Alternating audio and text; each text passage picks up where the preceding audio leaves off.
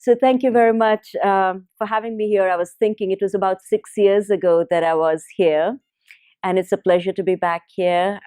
Loved it when Jackie sent me a message when our report came out in June, Losing the Serengeti, saying that she would like to have me back. And then I heard from Jeff saying there's a poster going around that you're speaking at Cornell, and I didn't know about it. But very pleased to be here. So thank you for having me here. Um, just a quick thing I'll say about the Oakland Institute, and also Jeff is on the board of the Oakland Institute. It's a policy think tank founded in 2004. We're based in Oakland, California. Therefore, we're called the Oakland Institute. A lot of people ask me, why is it called Oakland Institute? And I tell them the story. When we were starting it, we thought a lot about, as a progressive think tank, what we want to call it, Center for Human Rights, Center for Indigenous Rights. And then we realized when you look at the right-wing think tanks, they don't call themselves Center for Generating Unemployment, Center for Cutting Social Services. So, they're the Heritage, or they're called the Hudson Institute or Woodrow Wilson. So we decided, it's going to be the Oakland Institute, birthplace of Black Panthers, the most racially integrated city in the US. Doesn't say much for the US. But anyways, so the Oakland Institute. And as Professor mentioned, we work on many issues which have to do with agriculture, development. But over the years, one arena where we have come to be known for, internationally renowned, is around land rights and land laws. And I say that renowned because the number of calls, emails, requests we get from communities who wake up to find their homes being bulldozed, their farms being bulldozed, and they reach out and they'll say, will you take our case? And let's be clear, they always use this, will you take our case? There are no lawyers at the Oakland Institute. We do work with many lawyers in different countries, but that's how it always starts off. And today, as you might have guessed, if you've seen the latest report, or one of the last few reports from the Institute called Losing the Serengeti, this is about the Maasai, and it is about Tanzania. But it is really a reality that is all too familiar to indigenous communities around the world. This collusion between national governments, private corporations, safari companies, or large conservation organizations. It's not just happening in Tanzania, it's happening around the world, where the indigenous are not just being pushed off their lands, but they are being pushed out of existence and a way of life. So this talk will focus on the Maasai in northern part of Tanzania, but this is really a phenomena that you could talk about in Kenya. You could talk about it in my own country, India, and elsewhere. I have some notes here, if that's okay, to guide me. It is a complex matter. It is not just very black and white. So I want to be able to share that. And then at the end, I was thinking there's a beautiful video made by the Maasai themselves through a participatory video session, so you can hear from them directly. And then I would love to take some questions if you have any for me. So the Great Rift Valley in East Africa for centuries has been home to the Maasai, who are semi-nomadic pastoralists who graze their cattle in rhythm of the seasons, following the flush of grass, blending with the patterns which have been established by the wild populations. They've been there for centuries. In Ma, when I was there, I learned Ma, which is the Maasai language. I actually learned what the word Serengeti means. Does anyone here know what Serengeti means in Ma? I'm Maasai, but I don't remember. So I learned from the Maasai colleagues I was with that it means the place where the land runs on forever. The place where the land runs on forever. And when you stand there and you just look at these endless plains, you understand what Serengeti means. What it has meant for the Maasai, the land never ends. As they travel through those lands, moving their bomas with their cattle, looking for grazing land, and they move. It's a whole different time and a whole different landscape. So that's what it means. This is where the rivers and forests and marshes and savannas and arid expanses, which are home to 70 large mammals and over 500 bird species, this is where the Maasai herd their cattle alongside wild animals. So the Serengeti has been Maasai land, as they call it, the Maasai land for centuries. And the Maasai were once as rich as the land that supported them. Maintaining the health of the environment had everything to do with their own well-being. It's a non-brainer. If the land did well, the communities who lived off the land, the relationship they had, they did well as well. So such an intimate connection made them de facto stewards of the land, or as I call them in the report, they're conservationists without title or designation. But today, Serengeti is the land that was to run forever, is totally a myth for the Maasai. The Maasai over the years have weathered disease, drought, but the most serious threats that they face today is conservation laws, and more recently, foreign investment. As areas have been deemed as being protected or coming under conservation, the Maasai have been driven to smaller and smaller areas, creating this map of confinement, which is really alien to the Maasai, given their lifestyle, moving with the cattle. I always think it is as alien to them as a zoo would be to a lion. So think of the Maasai and you think of the lions and what the reaction would be to be put in a zoo. In August 2017, last year, fire and destruction ripped through several Maasai communities in Loliondo, which is the northern part of Tanzania. Early reports suggested that 185 bomas is not just a house, it is basically a settlement where several huts will stand together. So it's really a settlement. So 185 bomas were demolished, burnt down, displacing thousands of Maasai villagers, destroying their food, leading to the loss of livestock, which were displaced. By early September, the extent of the damage had grown, with reports of over 5,800 homes damaged, over 20,000 people left homeless, and significant loss of livestock. Because there's a court case that we are engaged in, we are finding that the numbers of the displaced might be as huge as 50,000 Maasai. This was in August last year. According to the Tanzanian Ministry of Natural Resources and Tourism, the violent evictions began in August last year, and they were supposed to last for 2 weeks. In fact, the government put out a press release as it started these evictions. It said that the bomas were being burned under government orders in order to preserve the ecosystems in the region and to attract more tourists. These were homes that were on land where the occupancy rights are with those villagers. They have certificates of occupancy, and yet the government burned down those homes, saying this is to promote tourism. It threatened anyone who decided to still continue to stay in that area, saying that they have to evict. And then anyone who tried to organize, they said you're trying to create hatred against the government, and anyone who speaks out against these burning of bomas, legal action would be taken. This is just one instance of the burning of homes which just happened last year.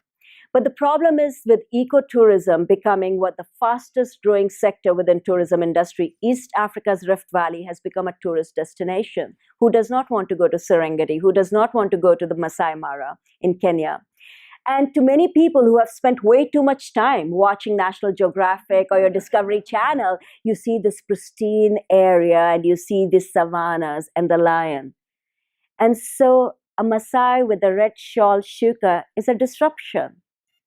They don't want the Maasai there. They want as it looks on your TV channel, as it has been advertised by the industry.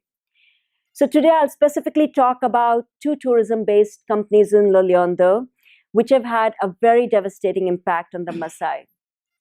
The first one, in 2006, a company called Tanzania Conservation Limited, it purchased a 96-year lease to 12,617 acres of land in northern Tanzania from a parastatal company called Tanzania Breweries Limited.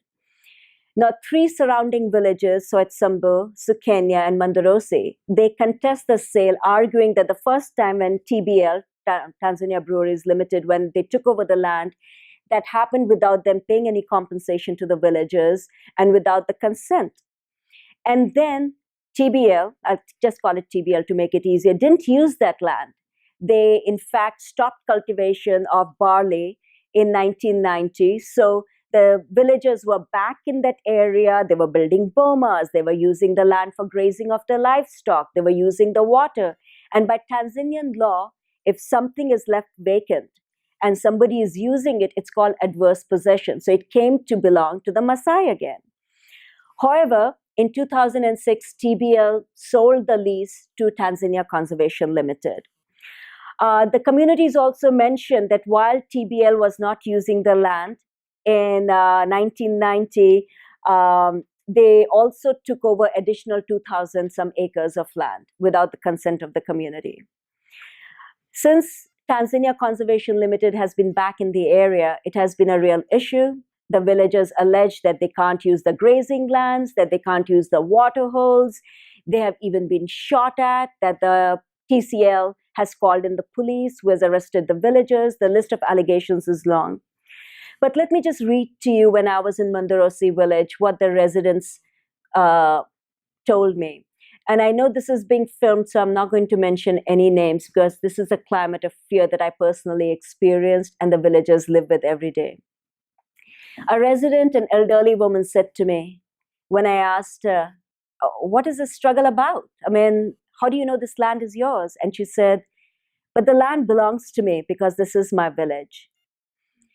From the top of the hills and between the plains, all this land belonged to Mandarosi village, but has now been taken over by Tanzania Conservation Limited without our consent.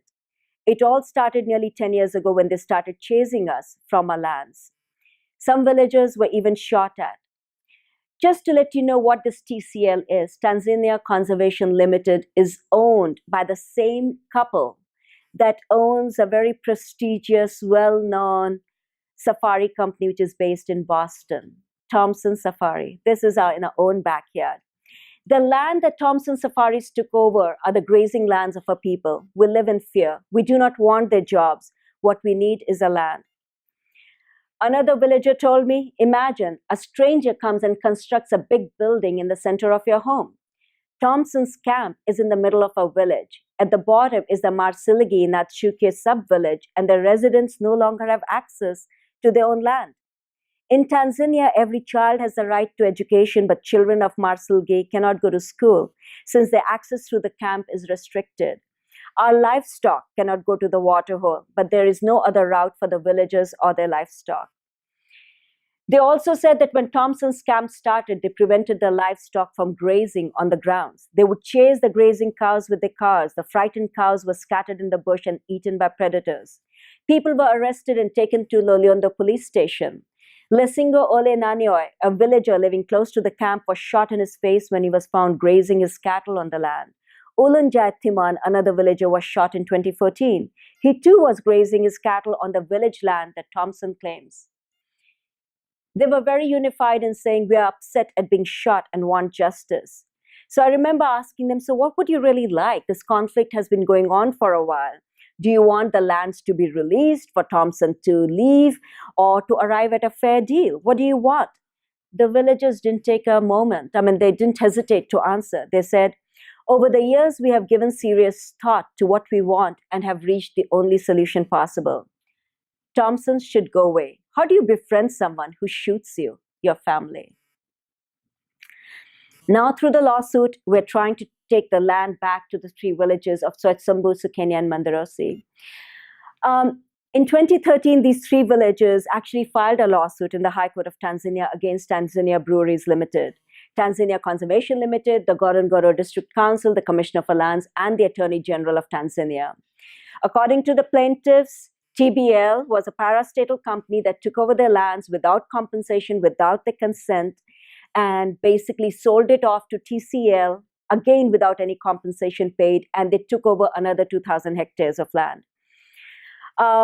Just quickly, in terms from the village, I met the lawyers of the villagers who say that the title was given to TBL for land to be used for plant and animal husbandry, while TCL has been using it for safari. So it's basically also violating what the land was given for.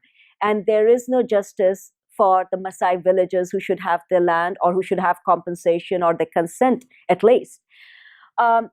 it was interesting when I was there, I also met with representatives from TCL, and the general manager laughed and said, we're going to win the case. It was kind of surprising. I met the lawyer for the plaintiffs who said, we will lose the case because this is how things work in Tanzania. As soon as I returned from Tanzania, the news came that the Arusha-based court had ruled against the Maasai. The villagers did win on the challenge that 2,000 hectares of land had been illegally, unlawfully acquired, and yet no compensation, no damages were awarded to the villagers. The plaintiffs have appealed, the appeal is in court, and the case is pending. When you hear this and with your communities, you're just outraged when you just see somebody can go and imagine I'm in Cornell, so while I'm here, I'll walk up, somehow get into your house and you arrive home and I'm like, I've taken over. I'm being very honest with you, I'm being very transparent. I've just taken over your home. It's interesting when we tried to and shared our findings with Thompson Safaris, you ask them, did you do any kind of a legal check? When you're buying property in the US, you do title checks and stuff. They didn't bother to because it's Africa. I can just show up and take over lands and it's mine. But no, and when we released our report, we actually managed to get 800 pages of internal documents of the company, Thompson Safari. So it is not what the poor Tanzanian Maasai are saying. It is not their word against that of the Thompson Safari. It is the internal documents of Thompson Safari against their own word. For instance, in the internal documents, you find medical records of people who were shot at. And when asked by lawyers, how come you have medical records of Ninjoy and what happened when they were shot? Oh, we found it on the internet. It's like me saying, I went to the internet and found all your medical records. You and I both know that you don't get medical records of people just online. Why would you have them? There are emails which are saying, oh, good, we have hired the police to provide security. You pay money to the Tanzanian police to actually ward off the protesters, people who are coming to demand their land. So all of those 800 pages are actually available on our website. But one thing which I also experienced, which I wasn't prepared for, was a climate of fear. You would arrive from village to village and people would be like, you can't be here. And I was like, I have a visa, I have a business visa, I can do research. I'm allowed to speak to you. And they were like, do you know you'll be arrested? People would agree to meet with me only at midnight. Or you would have an interview in the ditch. So nobody would see, because there are endless reports of researchers who have been arrested and deported. District commissioners who will come and get you arrested. You have been arrested and kept in jail for many days for no reason. Not just my experience. Journalists from the Vice or Guardian and others who have done and reported on what's happening in Loliondo report similar things. But looming large over all these stories, which has remained in my heart, is the mysterious death of New Zealand-born photojournalist Trent Keegan. It was 10 years ago that he was looking into Thompson Safaris and looking into what was happening in terms of the violations of rights of the Maasai in Loliondo. He told his friends his concern around his safety. He was arrested and deported, and then his body was found in a ditch in Nairobi. The police said, it was attempted robbery, but the cash and everything was still on him. What was missing was his phone, his camera, his computer, which was related to his research. I should also make it very clear that Thompson Safari denies all allegations of creating fear or intimidation or arrest or death of Trent Keegan. No evidence, no court has ever ruled against Thompson Safari, but everywhere I went, it was looming, and people would remind me that you need to move from village to village, not stay in the same, place where you rested for the night, move to another place and get out of the country as soon as you can. So this climate of fear paralyzes the local populations and the visitors. The second case I just want to quickly refer to is a game park for the royal family, which has resulted in lost homes and lives of the Maasai. For the past 26 years, members of the Dubai royal family regularly arrive on a private landing strip in Loliondo. And when I got there, suddenly my cell phone said, welcome to UAE. I was in Loliondo, Tanzania. So they have their own UAE cell phone network. And they come there to hunt and to trap rare animals.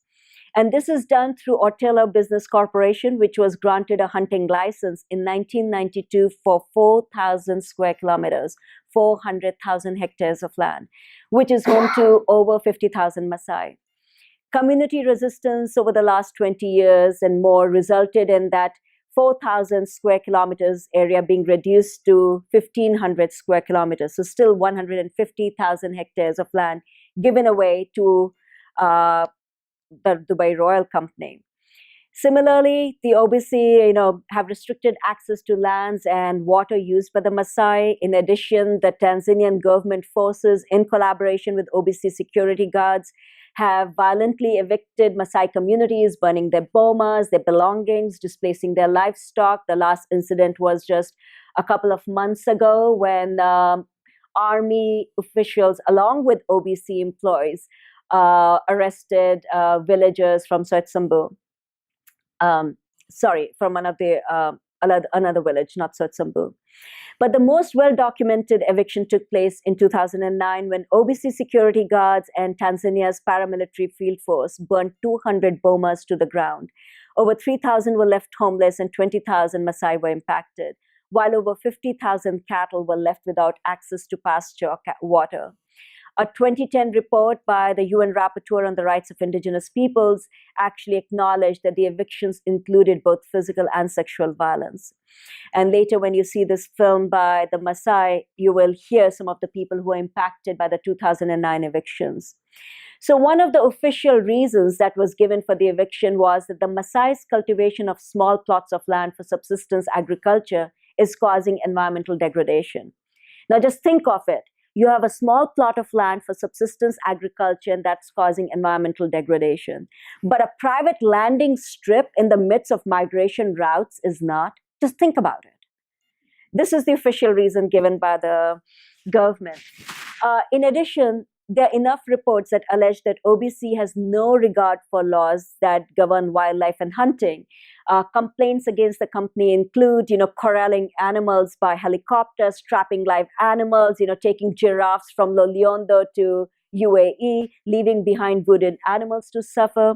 In fact, there's so many complaints that last year, after these violent evictions were carried out, the Minister of Tourism and Natural Resources canceled the hunting license of OBC, saying that there were allegations of millions of dollars being given in corruption to the tourism ministry.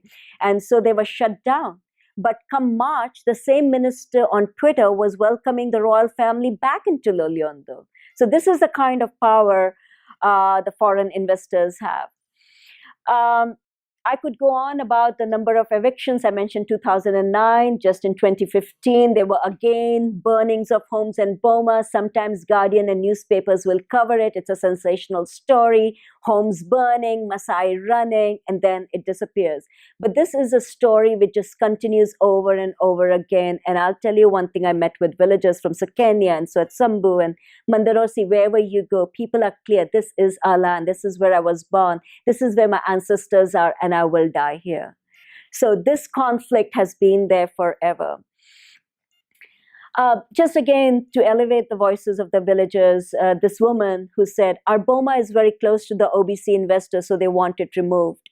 We face many problems. We are beaten. Some villages are even shot at, and our homes are burnt. Fear has been built in our community, so we are afraid to speak out. But if they take over those 1,500 square kilometers, that will be our end, our extinction. Where will we go? I met women whose homes were burnt down in 2009, and they live now in Ololo Sokwan, another village. And they said that they built a new boma about 4 years ago, but we live with fear and uncertainty. In 2009, they came one morning and gave us no time to collect our belongings. I was screaming with fear, but we could do nothing. They burnt everything. We want a life of stability, better bomas, safe grazing grounds. We have no life without the cows. The statement which has stayed with me, and really as a mother, I would say, is this woman whom I met who said, I lost my child that morning.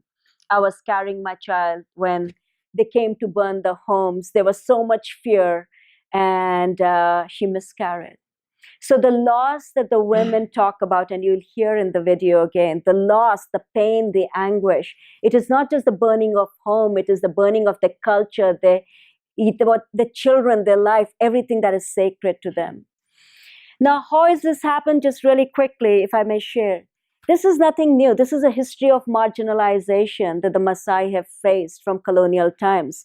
Long before, Tanzania Conservation Limited or Thompson Safari arrived, or before OBC arrived, it is the land laws that have continuously challenged the Maasai way of life. If you think of the expansion of the German Empire in the late 19th century, that really formed the basis of Tanzania's colonial land laws. When it was under the control of Germany, the colonial power converted all territorial land into crown land, vesting them in the German Empire. So Tanzania became the part of the German Empire. Any land which was without evidence of ownership and continual use was considered vacant. These are communities who had communal rights to land, who had lived on the plains for generations. They didn't have a title to show to the colonial power, and therefore it resulted in the theft of over 1 million hectares of land from the Maasai communities during the time when the Germans were there. After the First World War, Tanzania became a British colony, was transferred from the Germans to the English. And in 1923, the British colonial government, it passed a land ordinance, which till 1999 has been the main basis of all land legislation in Tanzania. Basically, according to the ordinance, all Tanzanian land, never mind communities who have lived there for generations, was to be considered public land. And all public land and their rights were to be controlled by the governor. So suddenly, the local communities, the indigenous communities, had no right over their own land. And a 1928 amendment recognized somewhat customary land rights, but if there was a clash between customary land rights and the rights granted by the state was to prevail. In 1940, the colonial government passed the Game Ordinance, which created national parks, i.e. the Serengeti National Park and the game reserves. And for the first time, restrictions were imposed in the settlements. The Maasai and the wildlife, they had coexisted, but suddenly, like we created, Yosemite and all these national parks, the British were going to create national parks in Tanzania. By 1957, it was a British-led community of inquiry, which suggested that Serengeti National Park should be divided into two areas. One was going to be Serengeti National Park as we know it, which cannot be inhabited by any Maasai or have grazing of cattle or other things. The other was the Ngorongoro Conservation Area. So the Maasai were told that we will give you better facility, better water, better everything if you vacate Serengeti National Park and you move to Ngorongoro Conservation Area. And the Maasai gave that in writing, whereas nothing was given to them in writing. So they moved to Ngorongoro Conservation Area, which is also the place where the Ngorongoro crater is. So come later, they were told, no, you have to move from here. So there's a whole litany of laws. And if you look at our report, and actually I had brought many copies of it, and they're somewhere at the airport, and they'll arrive, and I'll make sure that Judith gets them so you can get a copy of it. If you're really interested in, into law after law, that how the Maasais have been the areas that they have has been shrunk. So they have been put in this limited areas where they cannot practice their way of life, that is to have cattle. So I won't go through all the different laws from 1959 to everything, but one thing which I will hit upon, which is really important, which is the power of international conservation organizations. So in the 70s, the international conservation organizations gained a lot of power. For instance, the 1961 Arusha Manifesto created a specific role for international conservation organizations that they'll work with African governments to help them how to protect and conserve areas. And these groups lobbied for increasing restrictions on cultivation, on grazing, and movement within the Ngorongoro Conservation Area, such as IUCN, who played a big role in it. And this resulted in jail times for the Maasai, confiscation of property of the Maasai, because it was such a mismatch in terms of values and a way of life, which they couldn't understand. But one of the worst things that has happened is the inability of the Maasai to even have a small garden to feed themselves. Most of the times when we think of the Maasai, we think of them as nomadic tribes. One thing which they also do when the health of the cattle is not good or if there's a drought, they would have small plots. They've done that forever. But because of the land laws that were passed, the villages that are acknowledged as villages, they have certificates of occupancy, they have also been put in game controlled areas. So there's this confusion. So suddenly people are not allowed to cultivate even a small plot. They can't even put in one potato plant so they can feed. They were promised food aid. Food aid does not come. So you have massive starvation. You have absolute starvation where basically the pressure is on the Maasai that given they can't cultivate, they can't have grazing lands for the cattle, they'll move. And I'll just quickly read from those villages what I heard. This was a village where I arrived. It was very cold. I arrived late at night. Nobody was willing to meet with me till it was midnight. So I still remember like it was yesterday, this little fire, coals, and we were huddled around it. And they were very eager to share their hardships once it was midnight, and nobody would go and tell the district commissioners that a foreign researcher is here and the people are telling their stories to them. They basically said that the Maasai who were chased from the Serengeti were tricked into believing that we will have Ngorongoro as compensation and that we'll never be evacuated from here. But today we cannot use the land for grazing or for cultivation. The end result is starvation of our families. And this woman looked at me and said, the only use left for this land is to be my burial ground.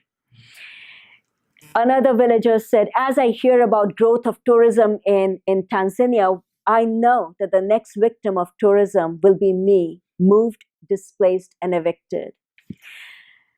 Another villager said, after 1975, our lives changed. We were left powerless with a prohibition on cultivation, and we soon saw famine and hunger. Today, we eat 2 times a day, morning and evening. Each time, it is porridge mixed with water. Milk is limited since there's no grass for the cows. So milk in the porridge, when we have it, is for children alone. We have meat when a cow or goat dies, but we do not slaughter. We sell our cattle to buy maize since food aid is insufficient. This man in his, looked like, late 80s, early 90s, said today no youth are left in the village as they head out in search of jobs. Only the elders are left with no one to care for them. Young children are malnourished. The elders cannot move due to lack of food. Women have moved from families to look for money, sometimes staying away as long as 6 months while the children go hungry.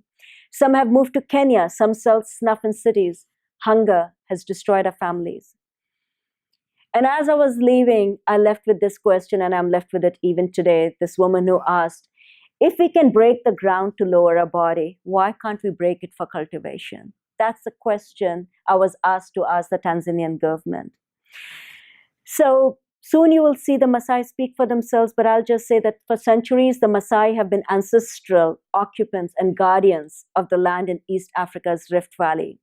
Their lifestyle, livelihoods, culture are dependent on the thriving surrounding ecosystems.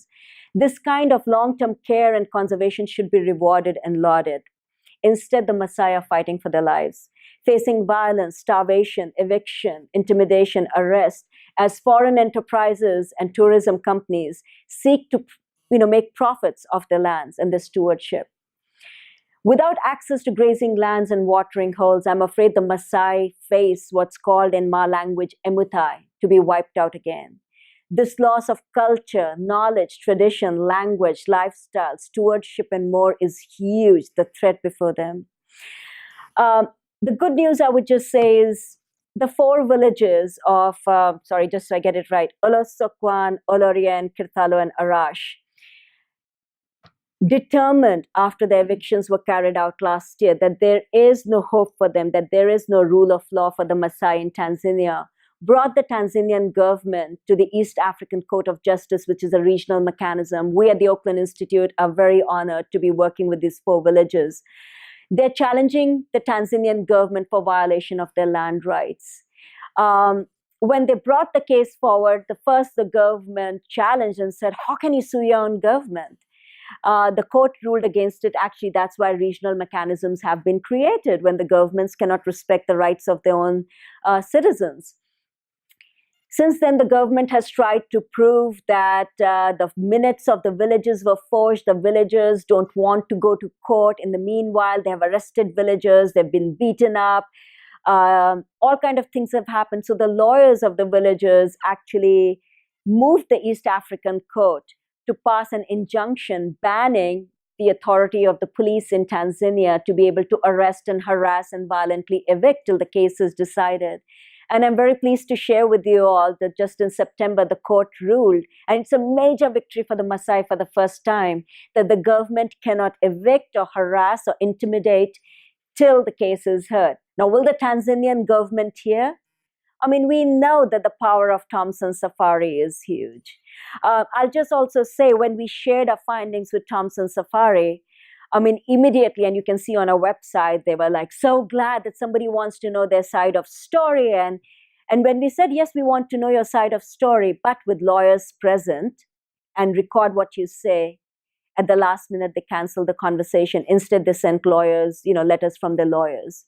I'm still waiting for the threat to sue us come true, because I would love for them to sue Auckland Institute, because I would love for the people in the United States to hear that we are being sued for exposing what low lives they are, that they make profits and get rich at the expense of the poor Maasai villagers. The world does need to know. So of course they're keeping quiet, but putting a lot of pressure on the Tanzanian government. When our report first came out, the Tanzanian Minister of Tourism and Natural Resources, everyone is on Twitter, thanks to Trump these days. So he went on Twitter and he threatened anyone who's worked with the Auckland Institute, we'll investigate you, we'll arrest you. Of course, they have not been able to find out who assisted us, because we did not work with NGOs, national or local NGOs. The minister was crazy enough to go on Twitter and say, how dare you interfere, Mr. Mittal, in our sovereign affairs. The land is ours, the wildlife is ours, and even the Maasai are ours. I was very glad to see Jonathan Watts, who is the editor of environmental pages of the Guardian newspaper, respond to say, Minister, do you realize how sinister you sound when you say that? So since then, he's been keeping quiet. But there's been a lot of intimidation trying to find out who worked with the Auckland Institute. And it shows the failure of the government of Tanzania. Villagers didn't work with the Auckland Institute. They are working for their own land rights. They are working for their own freedom and for a better future of their children. So I invite you all to join this journey with us at the Institute. We just didn't do research and publish a report. We are following this journey by going through the UN rapporteurs. All the rapporteurs have come together to work on this case for the Maasai. We have also gone to African Commission on People and Human Rights. We're pursuing it there. We're working with the US Congress, especially as this space under the bulldozer president in Tanzania, who is claiming that his party will remain in power forever, where we are seeing suppression of freedom of expression, where you do not want to have sex education, where you are against LGBTQ rights, where you do not respect the rights of the Maasai. It's a slippery slope, where even The Economist magazine says that what was once failing democracy is now turning into some kind of dictatorship. So with that, I'll invite you to watch what the Maasai have to say. This was done following the evictions in 2009. We partner with a group called Insight Share, which does participatory video training. So this video is made by the courageous men and women of Loliondo. And I'll take questions afterwards. So thank you.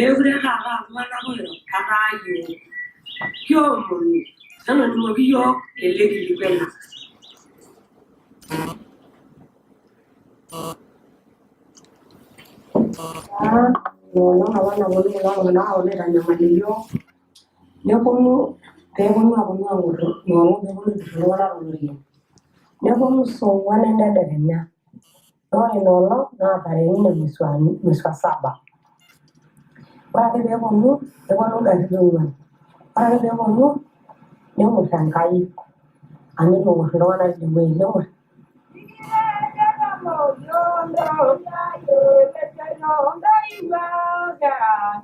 ore taa ena kulukuoni nimelolio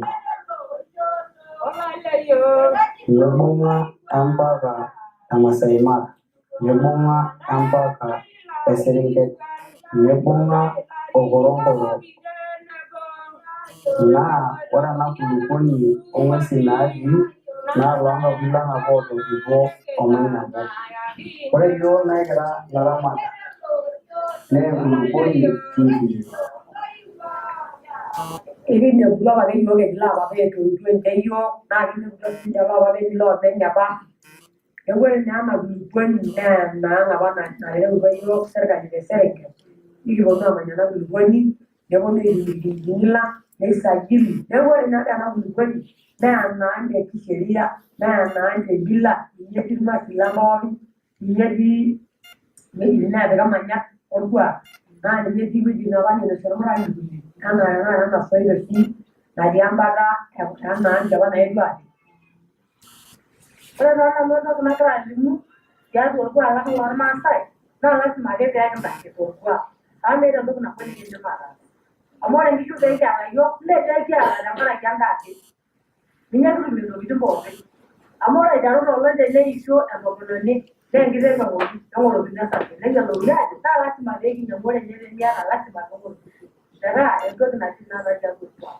ore sii tiatua orkuak naa lasima paa ore tenakata pooki toki naba enaa enikiiyieu naa lasima paa enkiteng' kitum amu meeta sii duo kadolta nanu ajo kanyioo ena naji naa teninepu nkajijik nikitii kekwanikieki iyiok aadol iltung'anak ajo nkajijik kitii ekitamoo sii ele kuak meeta ninche gharama naata nkajijik ang' kuna orkuak kanyioo taa nemekuj enchan amu meeta intimi sapukin naatumitoi enaa nkajijik ormeek amu ore noormeek kemuj intimi amu tenetii oltarakwet ainyiang'u tenetii nkulie akeyie mahitaji pookin duo enaa naashetisheki nena ajijik oolashumba naa kemuj kake meeta entoki namuj ninche kuna ajijik ang' ormaasai amu tinilo ikunyi teniyau amaa amu iyiok intomonok naashetaki ate naa ore entomononi miidim atanapu tentim naa ilo atanapu naaji nkiek sapukin meeta miidim nkutitik ropiyiani alo asotusotu amu intomonok naashetaki ate mee lewa ooshetu enaa nkajijik oosaen.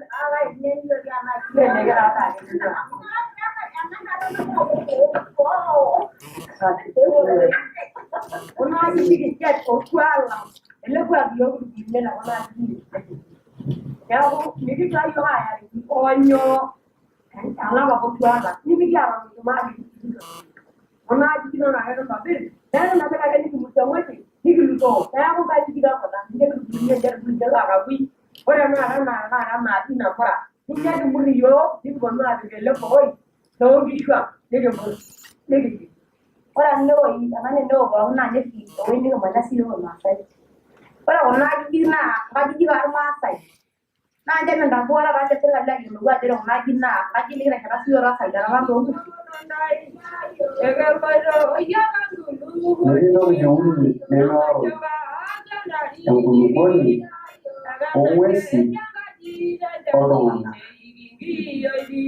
naa ore ena ong'ata nidolita naa ninye oshi ang'ata nikiramatishore aiteru apake oduo metii olo aitayu embarna Enkai tenkulukuoni entoki pooki toki naa ninye ebulunyie irkeek naa ninye nanapita ntokitin pookin neeku ore duo tipat enkulukuoni ninye enkishui ninye naibung'ita enkishui epooki toki naishu neeku ore duo tipat ang' iyiok tena kulukuoni nenyanyuk ake etiu ake enaa tenikiye enaikash naaji enaa ikituata paa kelo siininye enkulukuoni amu mitoki naaji entoki atii shumata enkulukuoni.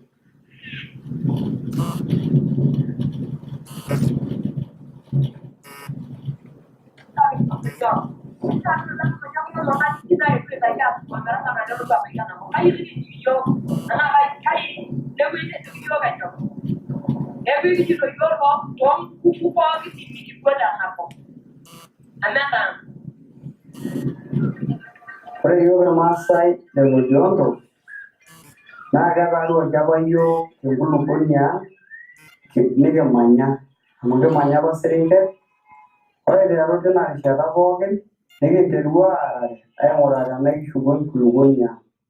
Kanyioo duo oshi esidano naakata ena kulukuoni pee ebulu. Aisidai ena kulukuoni amu ore ena kulukuoni naa ore pee kibol ena kulukuoni kwanza inoku alang apake. Eton doi king'as iyiok aaku iltung'anak ooetuo ena kulukuoni. Naa keeta sii ena kulukuoni dupoto teyiok amu ninye etii maisha ang', ninye etii inkariak, ninye etii inchulei, ninye etii emanyisho ang' kwa ujumla entoki naji irmaasai.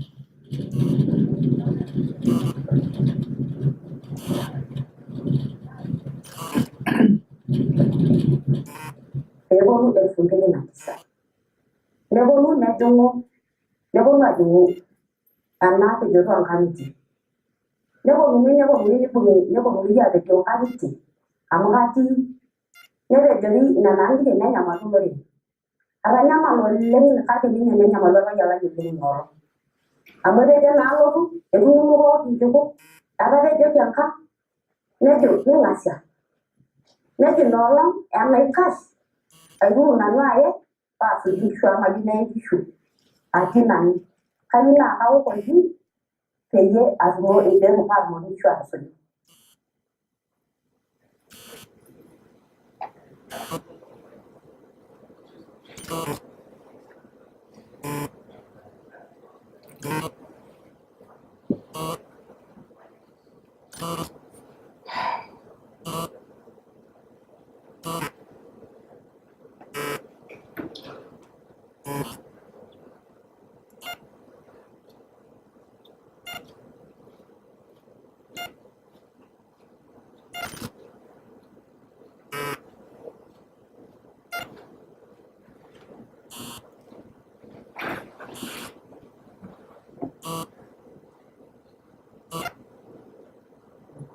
Anyaka pejoki enkang' ai nepejoo nkishu ainei nemuta nkishu tenkaraki nena ambuni naetuo.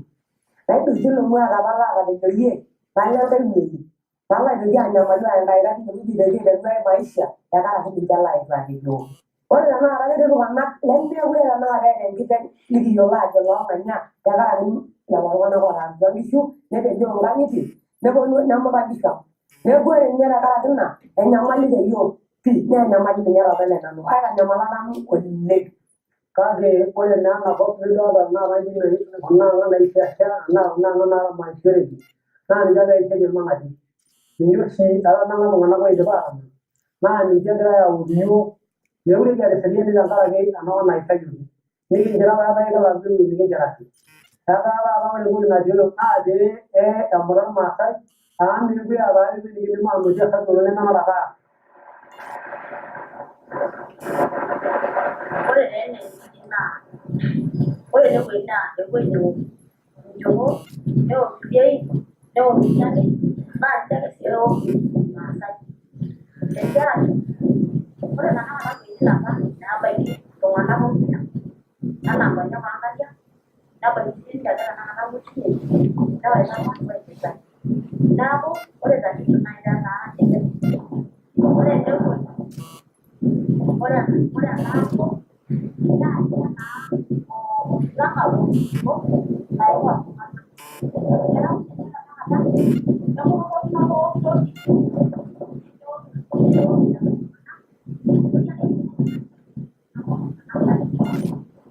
amu ore tenakata siaitin apa naapa naa ninche ewaita apa impisai torrok. Mekure apa kibaiki. Neeku ore naa ena taa toki maisha duo tenakata Ore naa etii ina nelotu naa ena toki aaku shida naleng amu ekwet iyiok pookin tukul tiatua enkulukuoni ang'. Amu eetuo aorr iyiok aitumia enopa toki najo ilashumba divide and rule. Neponu aapik iyiok neeku keetae tenakata ketushuo metaa kiata nchot are. Iltung'anak oing'orr enkulukuoni oltung'anak oogira aing'oru lelo sek piibung'are kulo tung'anak ooyieu neya enkulukuoni ang'. Neeku naa egira inkampunini aiendelea aitayu iyiok irmaasai le Korogol tenkaraki migil ake iyiok asina. Matejo sii meeta enkiring'oto. Neeku kaomonu ajo ore duo ninye serkali nikirukoki iyiok nkonyek. Mikiata entoki nikinyal, itu kinyal intimi, itu kinyal ing'uesin. Ina taata peenyorra watalii aatijing nkuapi ang'. na ya dinga da mu ji gobe ko gobe na ga wala ma da ba ko do ta ina na yi ne kinyoga ne mo do yi kai ya ste bana bunya na grai lo na lo go bi ko ge e un do bilio ne ke ne ka ge go ba ko na wa ya ba ni yo ni ge ja ba go ana ge ja wala sana alang ni ni ja na ba am ne ni ga na ga ni sana ne sama ga pa san ne a o ni ba ni sama la na ba da ba ye no mo ni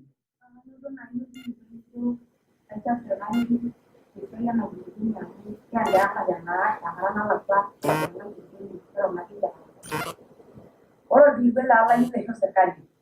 Ai na io o che tu nani, o tiango. Ai na io di e ni to e un baio ganganna. Amo madio kanna ni rumudu ha islam. Dama ikabande wele di ninyo arelio a video go mi banya da na alo re. Ora yo la bullo e distinda la ba gango e di no yi yango na ne na ba ke manya. Ne ara fi yo ga kai ni ya ga ni yo la de ka ba ji wo se lo no ju ba ga na je ni no ba ga na ji ne ke la. Ne gwe gi yo jo ni yo lo we kan bua jo ni de sinda ka ni ya ni ma sai. Ni mi no yi ya ni ya li yo te si ai yo ka ni je ni. Ora na ko bo mi yo ne na no bo mi ju ni mi ju na ngi ke aga da yo la ja na fi yo ta sa ya na dai da da yo lo fi yo ga ja na ko na ko do ni da na ko li go do na ko na ga ni ja ja shi kana da da ba na ko ore ni are e dia na ngara na tsara ya ba ba la ti ya ba ma ni ajo mi gra o ma sa i gulu na jo ja shi kali mi ko ta ba yo ga amo e yena na ga mi go na da mu ni na ba ga ma le me da mi wo go da mo go fe go ti yo fe le mi ore se ni yo fe li go ni go na da ba yo ma sa dia ga ga yo na ba lai da ro do lo ajo ya na na ku lu ni nega bara maraga seba ndi mwezi ga seba pa ore ade tumaye ni yolorika na ya manya na daga ne alangi ni wa wele ni ne tira ana la ni ni ko na wa ne na na ni ni la buja na ne jama na de galwa ke dia ba mu jilla na de galwa lo de galwa ne ne wi di yo kin ajo di ko na lo ka le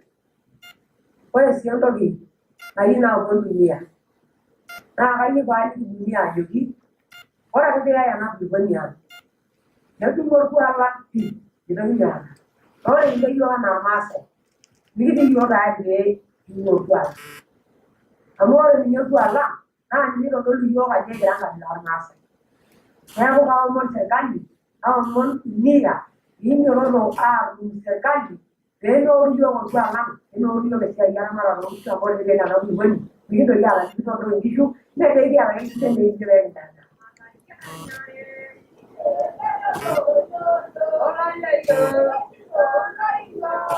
ore ra ra ki divida na ti jewa ni de wa ya ro ma sai ne be during ka ji on ka ni ki ne yo lore ko ba na ha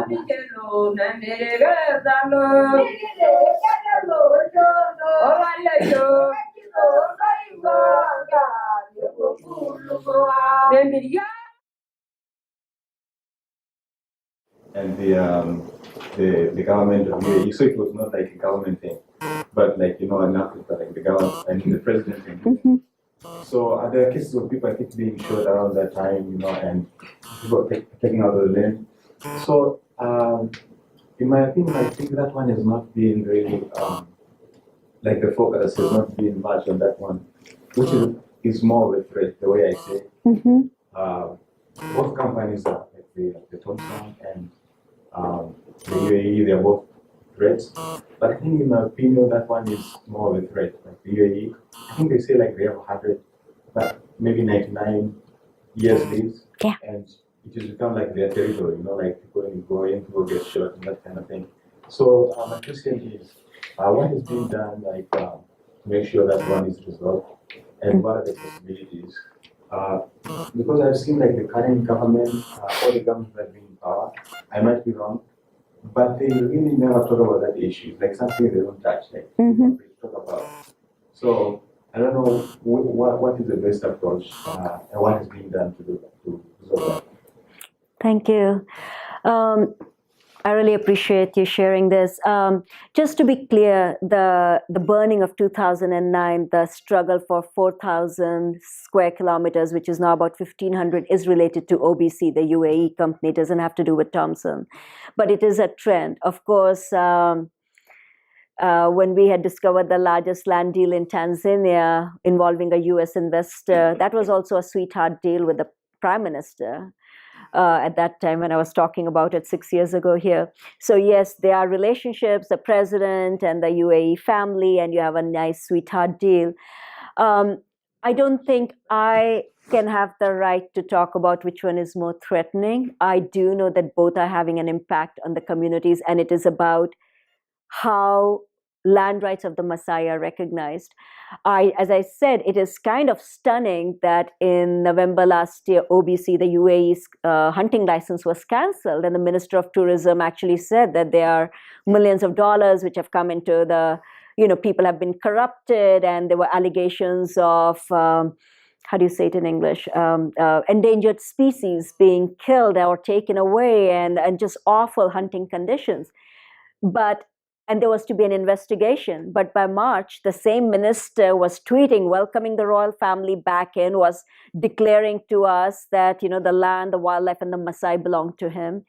So definitely there's a real issue. I think in terms of what can be done, again, as I said, we believe in informing the public, education for mobilization to support the communities on the ground, to provide support for East African Court, to continue the pressure, to provide the necessary support.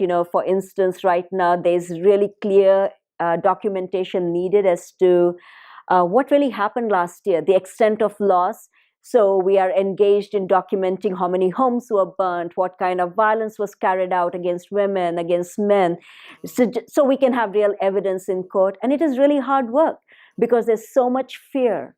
If you see our report, when you get to see it, we had to scrub out every face. We had to scrub out every name because I'm sitting in Oakland. The communities, when the police show up, they arrest you, they lock you up. There are no lawyers to represent you. And this fear, which is very real fear, that is fed and celebrated. If you look at emails of Thompson Safari, that's how they stay in business.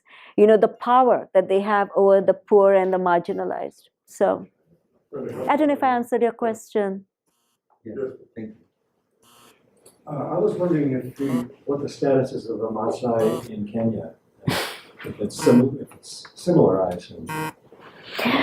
Well, I haven't worked with the Maasai in Kenya. I don't know if you would want to answer, but these are very artificial lines that the colonial powers have drawn, which is Maasai Mara, and you move over this Loliondo or Serengeti. So there's similar issues when it comes to conservation, and we are working with communities in the northern part near Turkana, which are impacted by Lapseth Corridor, the plans for big airports and mega dams and mega development projects. The problem is all of these profiteering schemes require resources and land, which actually belong to the Maasai. So I don't know if you'd want to share something. Thank you. Thank you Professor Mbote is from Nairobi, former Dean of Law School. We are visiting Cornell at the moment. She's there. She's not behind. She's not. I know. Thank you for the presentation. And I think one of the things that we may miss in a lot of these discussions is the continuity of African lands as playfields for people coming in to hunt and to go for safari. And, I'm just thinking when you were talking about the deal between the president and the prince, there is a story that the reason Kilimanjaro is in Tanzania is because the Queen of England gave it as a birthday gift to her cousin, the Prince of Germany. And in essence, when you look at what's happening amongst the people in Loliondo, it is complicit governments which have refused to put in place mechanisms for the locals to take control of the resources. And I think the victim, it's not like people against the natural resources. the victims are both the resources and the communities, because communities have a very symbiotic relationship with the resources. Like you say, they don't eat game. Actually, I have not met Kenyan communities that eat game. And when you have game being taken, it's either for ivory or being sold to other communities outside of the region who eat game. So I'd like, on a positive note, to say that I think communities are organizing. Yeah. Because the only way that we're going to stop governments and companies, because there's a lot of push. I mean, governments want to develop infrastructure. They take loans. That infrastructure impacts on ecosystems. It impacts on people's lives. And when people organize, like we're seeing it happening a lot more in Kenya now, where communities just say, no, this won't happen. And if communities have voice, can organize, then they will be able to, they'll actually be able to stop the onslaught of the capital. Yeah. It's actually capital coming in and a lot of money coming in. Like for Kenya, it is the Chinese, and you know, again, nothing against the Chinese, but the way in which the land is taken, land access from communities, but also from wildlife, severing of ecosystems, like you're talking about Masai Mara and Serengeti are one ecosystem. So on the Tanzania side, they allow hunting. On the Kenya side, we don't allow hunting. And it is not unusual for animals that cross into Tanzania never to come back. And then when you ask what happened, they say animals have no passports. So they really don't belong to anybody. So it's really as complicated as that. Communities are the solution to the problem because they're the ones who live with the resources. Thank you. Yes, please. Wherefore, and then. Thank you for very good presentation and also shedding light on some of the things that are happening there. Maybe naive, I'm just thinking, Tanzania is a member of the UN, and clearly there are serious human rights issues involved in that. What will it take for the UN human rights group to take this issue? Or will Tanzania, the government, if it's indeed implicit in these things, oppose it? Good question. I mean, like right now we have just a month ago, I was traveling with Vicky Tolikorpus, who is the UN rapporteur on the rights of the indigenous people. And I asked her, I was like, Vicky, what are we going to do about Tanzania? And she says, yeah, I've written so many letters to them and I can't get a damn response from the government. Because, you know, UN rapporteurs, they can write to a government, they have to be invited. And a government can say, screw you. I mean, excuse my language. They can say, like, sorry, we won't let you enter our country. You know, the government of Tanzania, for instance, has declared me to be a prohibited immigrant. And I don't know what it means. I asked my lawyer friend who said, oh my God, you sound like a banned pesticide. But in terms of UN, having said that, like I said, we have brought all the information at the request of the communities. And I'm so glad you said communities. I mean, you saw those women and men. I mean, they are incredible. Their struggle and what they have faced, the threats they face. To put your name and your face out there is a big thing. But this was participatory video, that they are not afraid, that this is our story and the world needs to know. So the UN rapporteur on the indigenous, on the environment, on human rights defender, on mercenaries, the working group on business and human rights, they are all working on this case. We have brought all the materials, put them in touch with the communities, like with the East African Court. I think it has to be a dual strategy of legal. It has to be many pressure points where you put pressure on creating that perfect storm that the government will adhere and respect the rights and the commitments it has made by signing on to, you know, different treaties.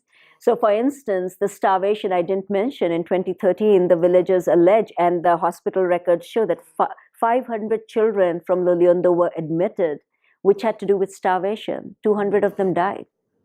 This is in violation of the right to food, which is guaranteed by the Tanzanian constitution. So, yes, we can go to the Tanzanian court and have another case against the government for violating the right to food. Those kind of cases have been won, for instance, in India when there were starvation deaths. So we're looking at starvation. So it's going to take multiple pressure points from the United Nations to the public advocacy to the elevating and supporting the community. So it's going to take all of us, and there's no one clear solution. Legal strategy without widespread advocacy and information never wins, because people might know, but it is a moral pressure that has to be put. Like Thompson and others, I always feel like these Draculas, put them in the sunlight, scream, shout, let the world know what they're doing. They will have no place to hide and no place to run. And that's the best we can do. Yeah. I think one of the interesting things is that, the new court, the African Human Rights Court, I think has been very responsive to cases that have gone. There's been this major case from Kenya. The Mao forest. And if you read the judgment, it's really excellent. And they ruled against Kenya and on every aspect. And actually raised the question of right to food, right to life, and everything in terms of what's happening there. So I think the various pressure points, the legal aspect and mobilization of communities, I think, but also shaming government through litigation. I think we had a hand there. Yes, Cosmas could hand that, and then we'll come to you.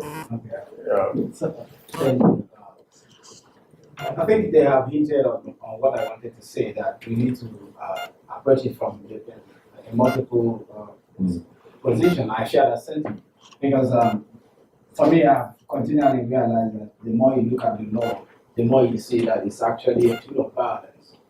Because when investors come, their rights are protected fully, but the rights of communities are never protected. In negotiations or discussions about human rights on a global scale, we make this uncommon dichotomy between political and civil rights and then social, economic, and cultural. And what I see here is cultural genocide. And nobody is calling it what they mean. They call it conservation. And that's quite seductive if you don't know what's going on. So my argument is also that we may need to also change the narrative, change the categorizations as to what is going on and how it's done. Particularly when we are framing legal documents to welcome investors, when we are framing partnerships with organizations, no matter how benign their activities might seem, because often it's a question of reiteration of the culture, the lifestyle, and whatever it is that makes meaning in these communities. We've seen it in the 90s. So it's also not far removed from what has happened in other communities. But it's encouraging what you're doing. I want to congratulate you, particularly. So I think I ask you to hold on because we're running out of time. So let's hold the questions and then speaker will respond. I think I had you over there. Yes. Okay. So I would just want to say something. First, I should thank you for what you're doing in Tanzania. Like people there cannot speak out, like someone has to be outside to voice their. Yeah.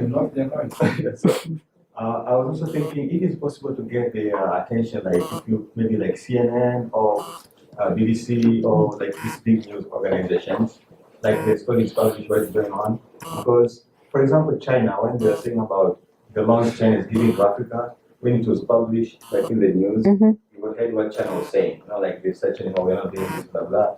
And also about Zanzibar, about the sanctions that the US did to the Tanzanian government because of the election in 2015 in Zanzibar. So they put some sanctions, like pressure them not to do. So I think if they target these individuals in the country, they give them sanctions or they do something that will make them like a lesson for the future leaders they shouldn't do. Any other questions or comments? Yes, sir. Okay. I thought you had your hand up. No. Any other questions, comments? Okay, last one. How does the government's claims about conservation relate to the international system for conservation? Do international organizations that deal with that agree or disagree, or they don't take a stance on it. Is that clear? Yeah. All right, good. So let's see. I should have taken notes, but if I may be so boastful, I don't know if you see. This is our report when it came out. This is just a partial coverage, and I think that's one reason why Thompson Safari and others are very quiet.